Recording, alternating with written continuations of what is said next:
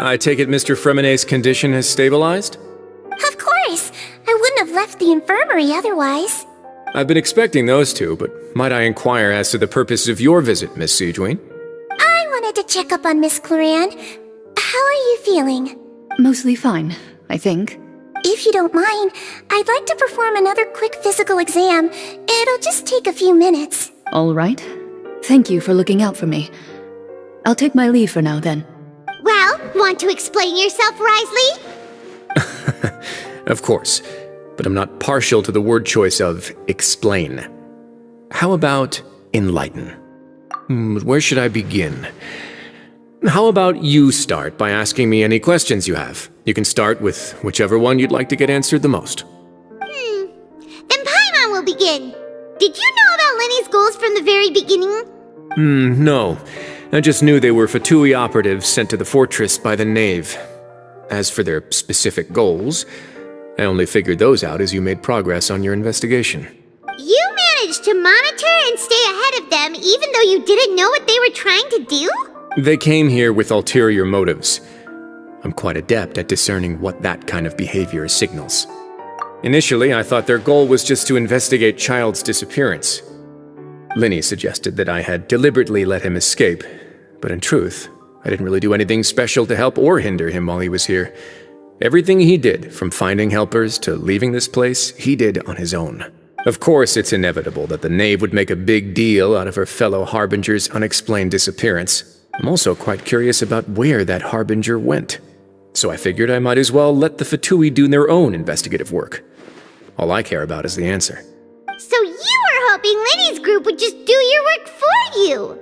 You make it sound like that's a bad thing. Unfortunately, things didn't go as planned. I assume that Freminet has told you already the ratio of primordial seawater around the fortress of Meripede is on the rise. The Forbidden Zone has always been Lyney's target, and you got roped into that investigation after running into him. I began to intervene out of concern for your safety, and also to prevent the fortress from becoming entangled in more irksome matters. Are the rumors true? That you're also a former criminal? Why would you put it like that? Isn't staying here all day and serving as the manager of the fortress a kind of sentence unto itself? Another form of prison? I just happen to have some support from the rest of the inmates. That's all. Oh, right! Paimon wanted to ask, who invited Clorinde down here? Me, of course. I paid her good mora to come down to the fortress for some field work. As a champion duelist, Miss Clorinde could be considered to be an independent party. I needed to find an exceptionally capable person to help me get through the impending crisis. And saving Freminet was part of that crisis? You can think of it like that, yes. Credit where credit is due, that boy is quite adept at diving. Had conditions not been as hostile as they were, he probably would have found the missing harbinger already. That's not something you should be asking after. Neuvillette only asked you to investigate Childe's whereabouts.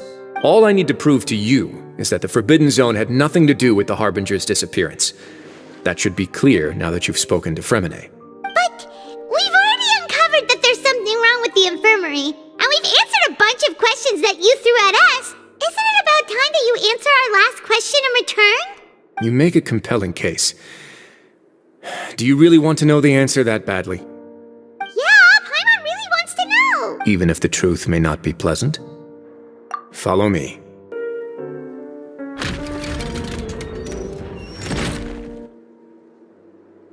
There's a hidden door here? And a whole basement behind it? Huh. You're pretty good at hiding stuff, Wriothesley. It seems you've forgotten just what kind of place the Fortress of Meripede is.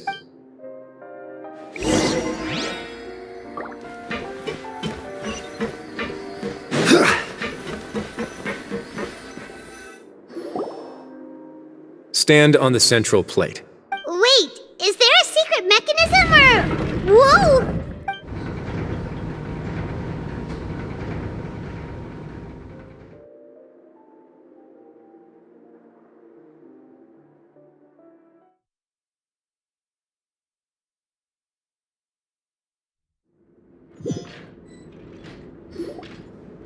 So, this is the Forbidden Zone? Honestly, for a place so well hidden, Paimon sure doesn't see anything special. What a huge door! There are 3 such isolation gates in total. Generally speaking, I'm the only one who's allowed to go inside. Hence the name Forbidden Zone. Am I correct to assume you're going to run on back and tell your little fatui friends everything? Well, Paimon wasn't thinking of keeping anything from them. Well, I'd advise you wait until you've seen the whole truth of this place for yourself before deciding whether or not to tell them. Huh. So there's a switch on the side. Stand back.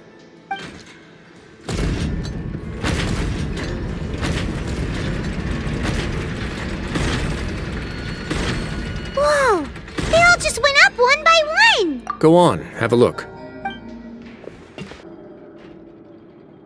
I've been interested in what lies beyond that gate ever since I assumed leadership of the Fortress of Merepede. Of course, it would be unwise to recklessly open it, but it'd also be risky and negligent to simply ignore any potential danger that could be behind it. The readings on that dashboard have not budged since the day when I first laid eyes on this place. But over the past year, the needle has crept upwards from its original position, likely because some parameter it's been tracking has changed, if only infinitesimally. Normally, I would have ignored it, but I happened to have some free time when I noticed it, so I investigated. Any guesses what the reading could be tracking? Very reasonable guesses. I've considered both of those as well. Unfortunately, our dashboard is tracking something less ordinary.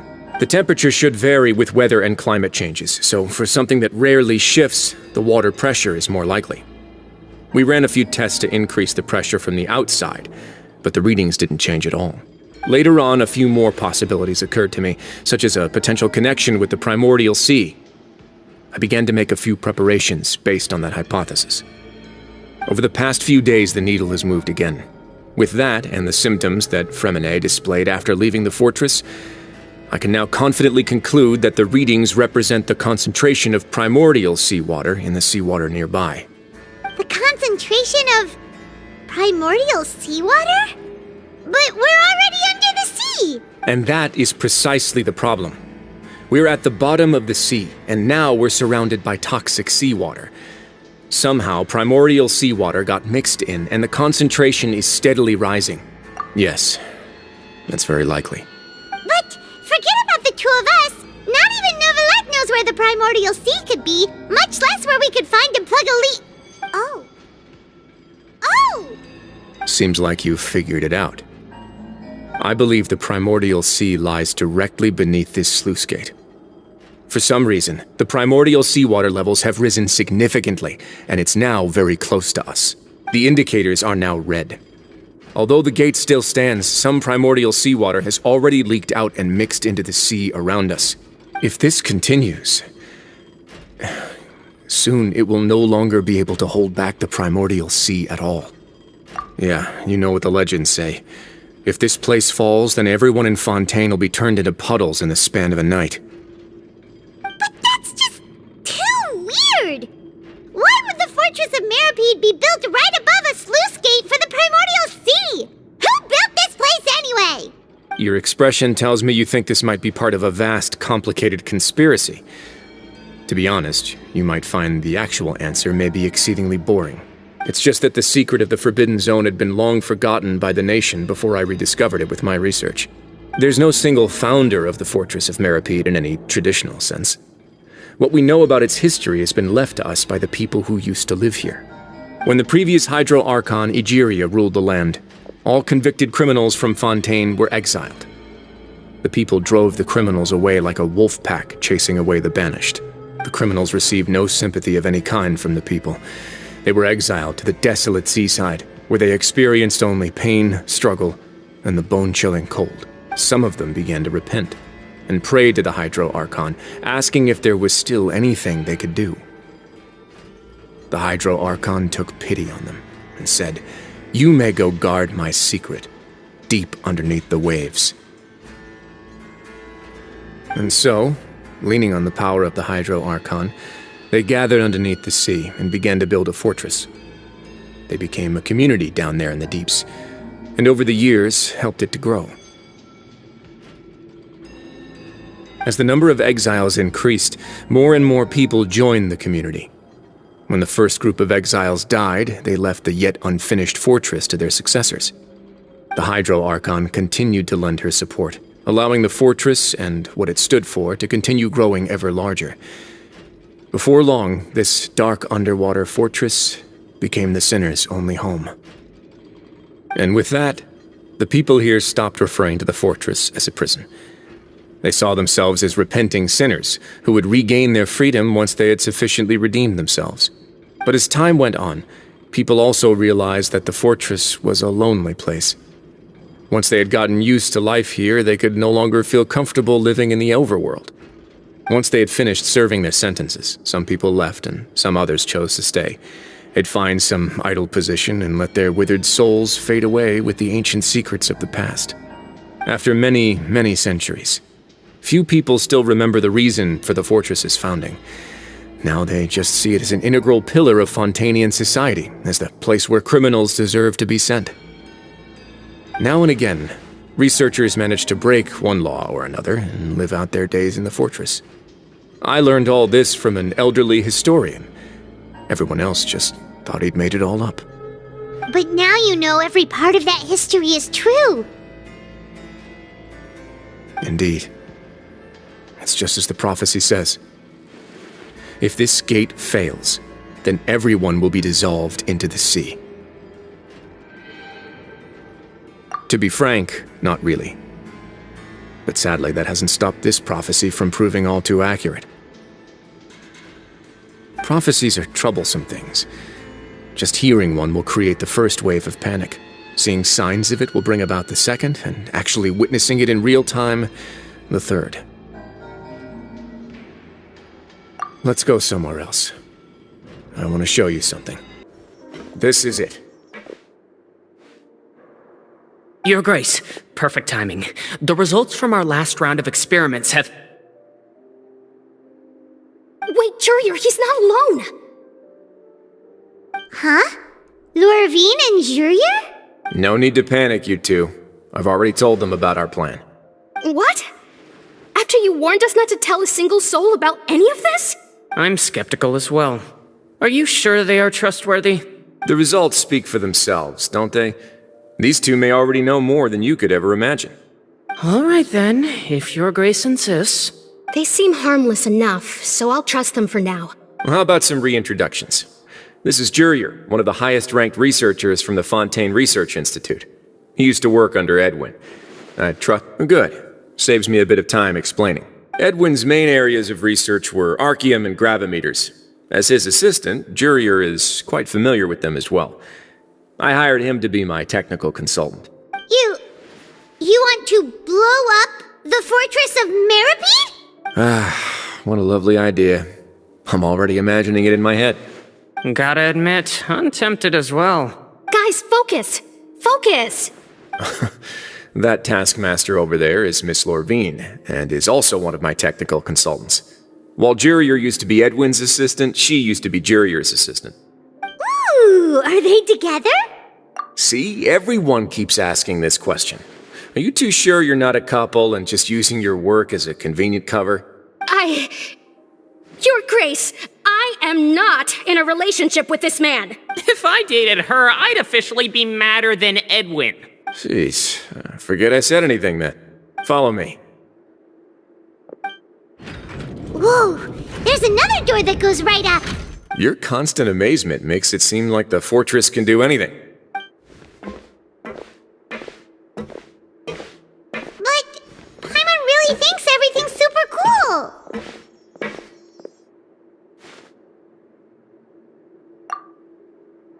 Well, let's spice it up a bit. And here you go.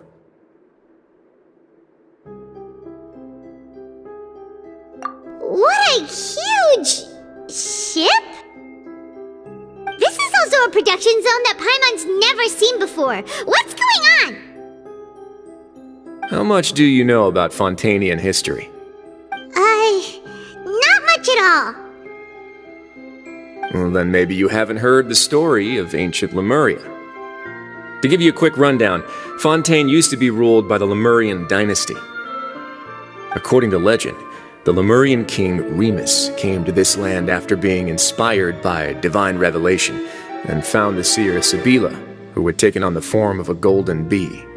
Taking the golden bee with him and riding on a huge ship, the Fortuna, he created his nation above the surging waves. He called his nation Lemuria and used the Fortuna to incessantly search for new tribes and islands, calling on them to join his empire. There's a ship in this story too? Where there's water, there'll be ships. People believe that hope can always be found at the end of a voyage. Do you believe that too? To a point, I think. As you've already seen, I have a whole factory's worth of labor, materials, and technology at my disposal. Certainly can't hurt to give it a try. So the moment I began to speculate that the primordial sea might lie underneath the gate, I also began this project. Were you inspired by the legendary Fortuna? Maybe. Fontainians need something to hold on to cope with the impending disaster. Were the workers to find out the truth behind this ship, riots would destroy the fortress faster than any catastrophe. As the fortress's administrator, I'd never make such a reckless call. Alright, that's enough talking for now. I'll need another 3 cups of tea to soothe my throat. Do you have any other questions? Seems like you're good. Come on, I'll take you back. I'll leave you here for now. Thank you so much. No worries. But don't forget, it's up to you whether or not you want to share what you just saw. What you do from here on out will likely affect those 3 as well.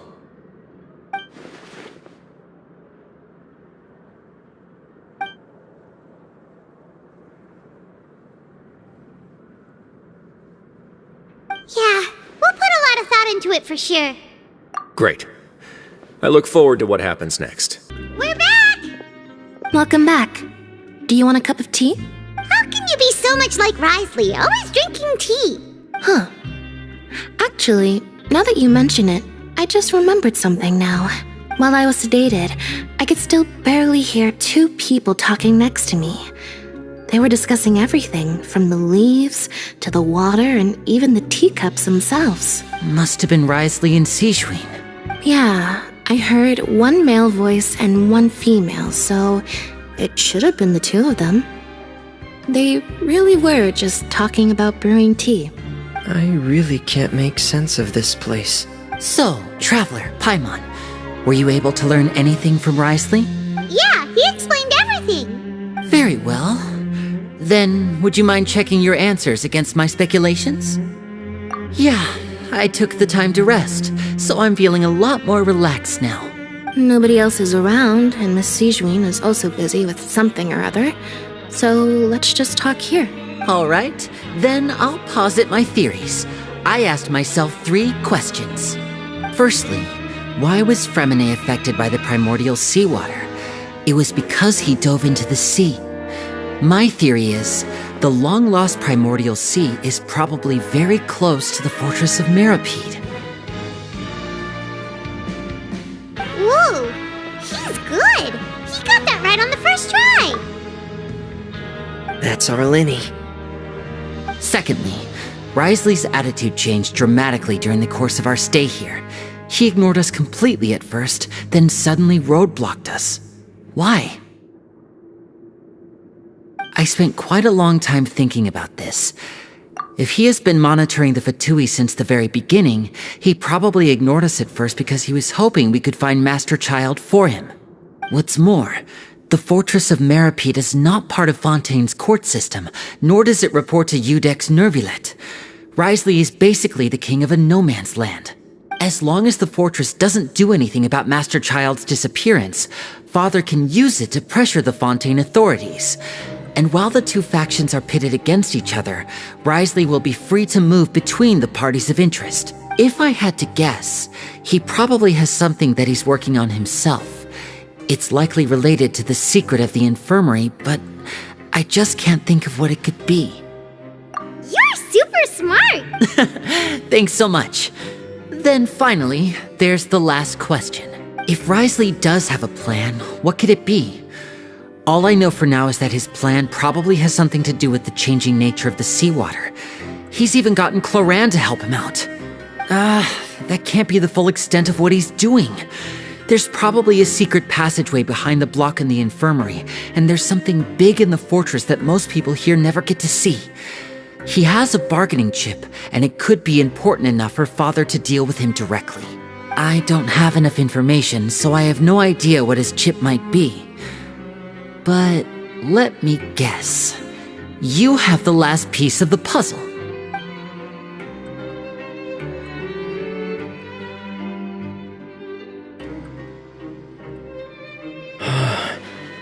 I can't believe it. The sea will engulf everyone. Just like the prophecy said. Could Wriothesley have wanted to meet Father to figure out a way to deal with this crisis? If you remember, I once mentioned that Father sees the House of the Hearth as her base of operations, and she truly wants to resolve the crisis. But how could Wriothesley have known that? Or perhaps he didn't know, and just wanted to bring Father over to his side? Which could be why he said he just wanted to negotiate. Yeah, that makes sense to me. I understand your concerns as well, Traveler. I'll figure out a way to pass this on to our father. No matter what, we're on your side.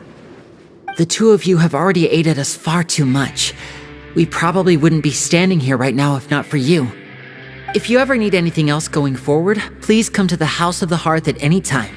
Though you may not share the sentiment, after all that we've gone through together, the three of us basically see you as family now.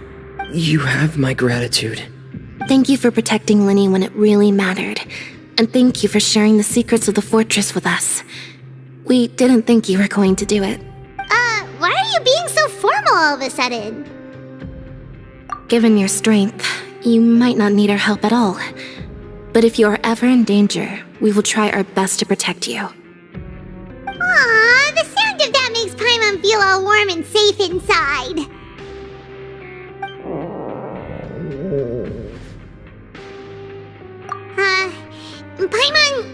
Paimon's hungry. Oh, you've done so much already. Go get some food. Alright, then we'll catch you guys another time.